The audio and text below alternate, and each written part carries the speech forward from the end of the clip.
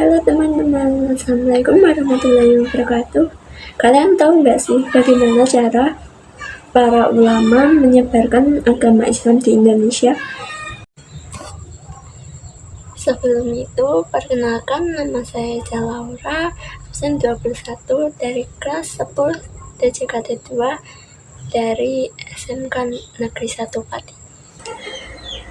Dalam buku Api Sejarah Jilid 1, Ahmad Masyur Suryanegara mengungkapkan bahwa ada 5 teori yang menjelaskan tentang masuknya agama Islam ke Indonesia. Salah satunya adalah teori Makkah.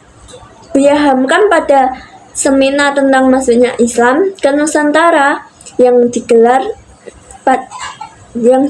di Medan pada tahun 1963 mengungkapkan fakta yang diangkat dari berita Cina dinasti Tang. Dalam berita Cina itu disebutkan bahwa Islam masuk ke Nusantara pada abad ke-7 Masehi. Berita Cina dinasti Tang menceritakan ditemukannya pemukiman pedagang Arab Islam di pantai barat Sumatera. Oleh karena itu, dapat disimpulkan bahwa Islam masuk ke Nusantara dibawa oleh pedagang Arab atau Makkah. Sementara itu, keberadaan Kesultanan Samudra Pasai disebutkan bukanlah bukti masuknya agama Islam ke Nusantara, melainkan sebagai wujud perkembangan agama itu di tanah Sumatera. 2. Teori Gujarat. Sejarah Belanda Snorre Gronje mengungkapkan teori bahwa Islam masuk ke Nusantara dari Gujarat. Ia berpendapat bahwa mustahil bagi Islam masuk ke Nusantara. Teori Gujarat. Sejarawan Belanda Snorre Gronje mengungkapkan teori bahwa Islam masuk ke Nusantara dari Gujarat. Ia berpendapat bahwa mustahil bagi Islam masuk ke Nusantara langsung dari Arab tanpa melalui perantara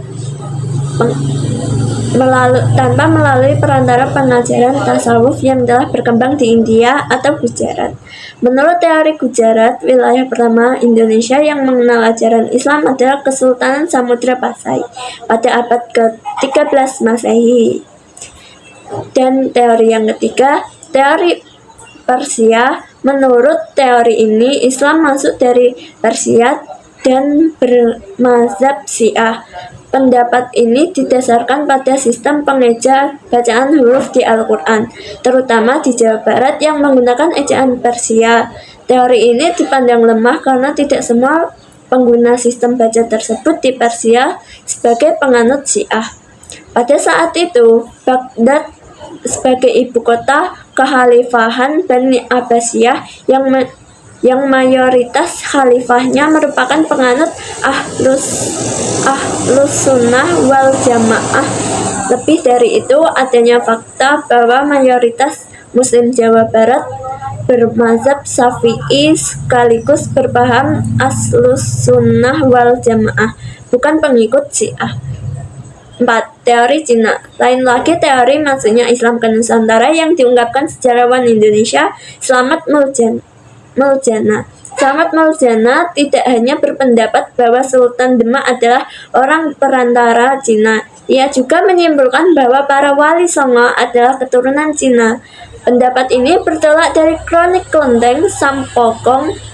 Ia menilai Sultan Demak penambahan Fatah dalam kronik Kelenteng Sampokong bernama Panembahan Jinbun yang merupakan nama Cinanya. Adapun Arya Damar sebagai pengasuh Panembahan Vimsun pada waktu di Palembang bernama Cina Xuanlong. Sultan Drenggana juga disebutkan dengan nama Cina Tungkalo.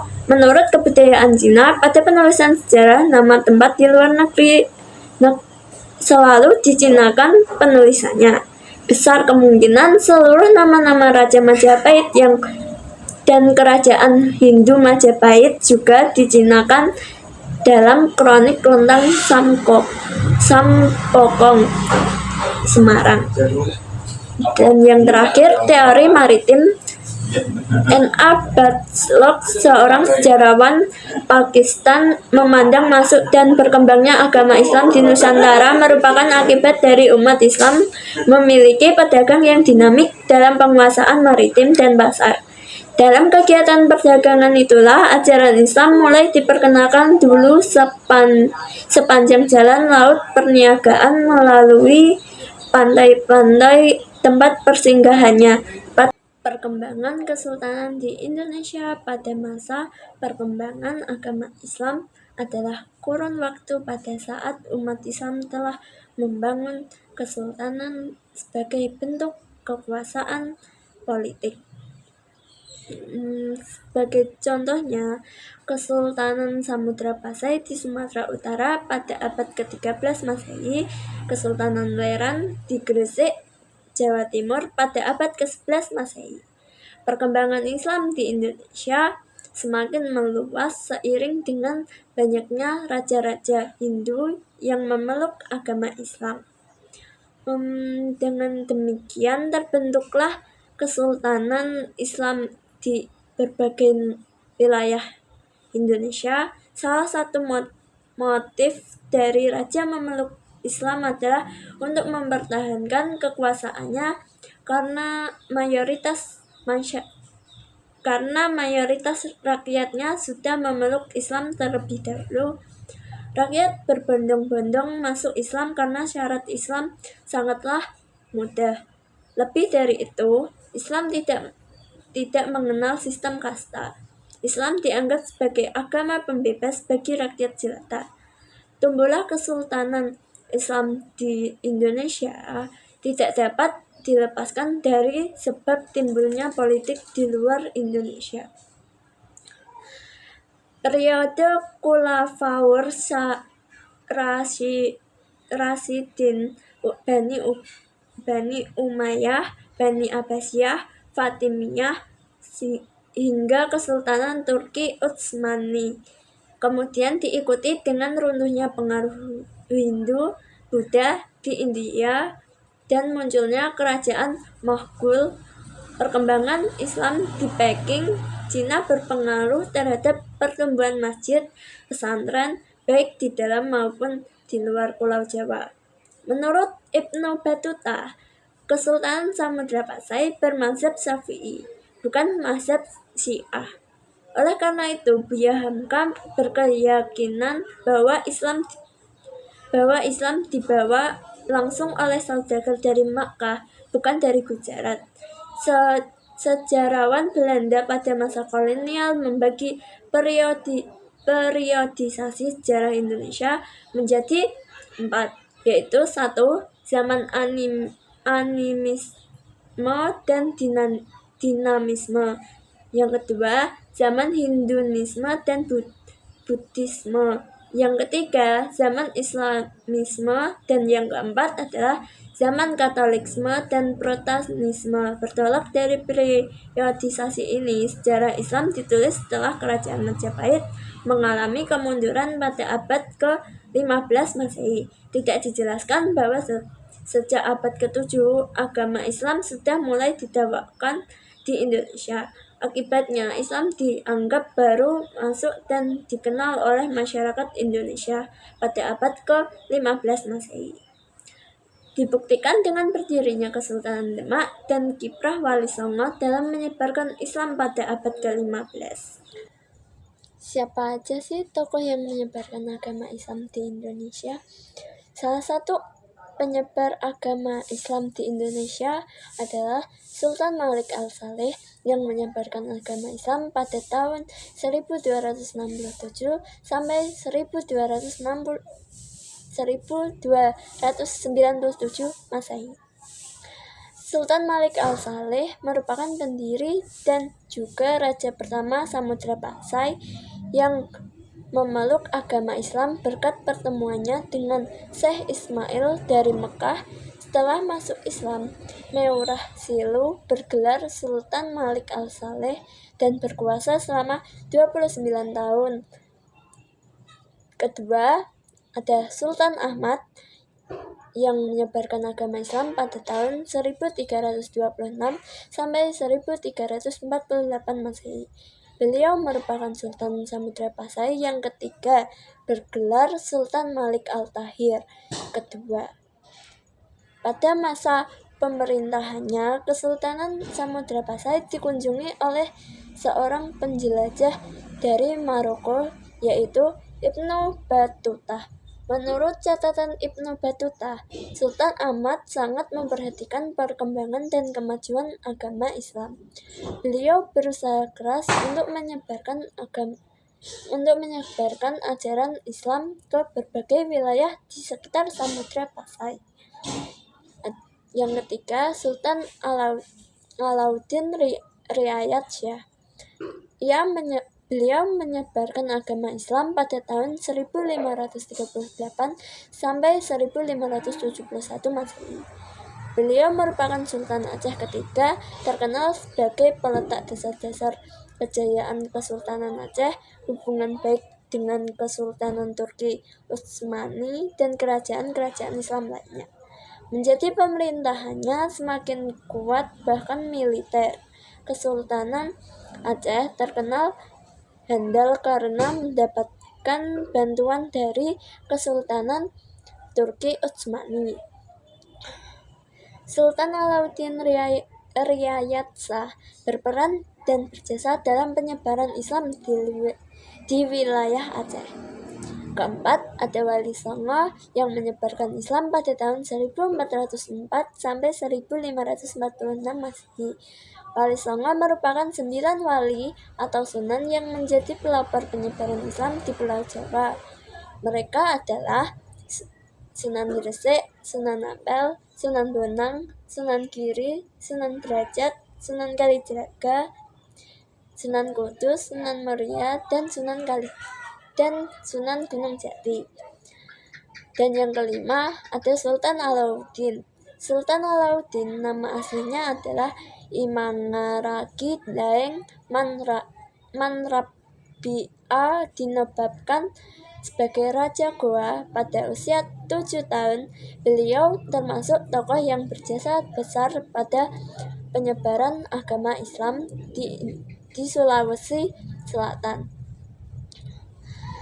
Beliau merupakan Raja Goa pertama yang masuk agama Islam bersama Raja Talo.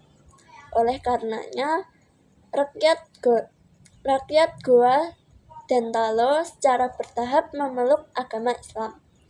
Dan keenam, Datuk Tunggang Parangan. Datuk Tunggang Parangan atau Habib Hashim bin Musyasyyak bin Abdullah bin Yahya merupakan seorang ulama Minangkabau yang berdakwah di Kutai Kartanegara. Beliau berdakwah bersama sahabatnya, yakni Datuk Ribandang pada masa pemerintahan Raja Aji Mahkota pada tahun 1525 sampai 1589. Berkat dakwah Datuk Tunggang Parangan, akhirnya Raja Aji Mahkota memeluk Islam dan diikuti oleh keluarga kerajaan serta rakyat Kutai Kartanegara. Kerajaan Kutai Kartanegara berubah nama menjadi Kesultanan Kutai Kartanegara.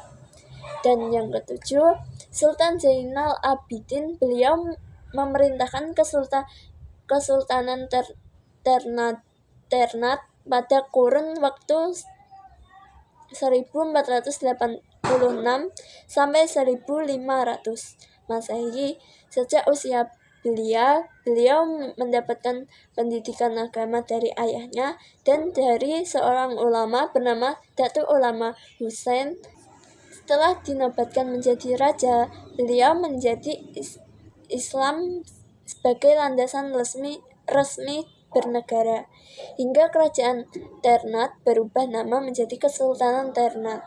Sultan Zainal Abidin berangkat ke Pulau Jawa pada tahun 1494 Masehi untuk memperdalam ilmu agama di pesantren Sunan Giri, Jawa Timur. Sekembalinya dari Jawa, Beliau mengajak ulama-ulama terkemuka, di antaranya Tuhubahanul, untuk membantu dalam dakwahnya di seluruh Maluku. Nilai-nilai keteladanan dari para tokoh penyebar Islam di Indonesia di antaranya adalah 1. Hidup sederhana, 2. Gigih dalam berjuang, 3. menguasai ilmu agama secara luas dan mendalam, 4. produktif berkarya, 5. sabar, 6. menghargai perbedaan pendapat, dan 7. berdakwah secara damai. Kesimpulannya, seperti yang kita tahu, Islam di Indonesia merupakan agama baru, bukan agama peninggalan nenek moyang kita. Meski begitu, Islam justru mendominasi di Indonesia.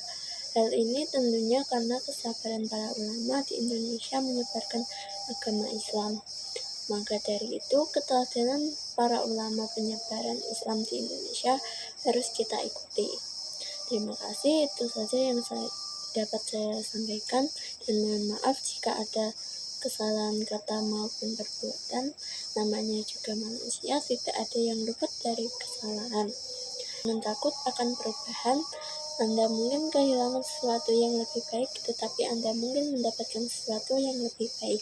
Saya akhiri. Assalamualaikum warahmatullahi wabarakatuh.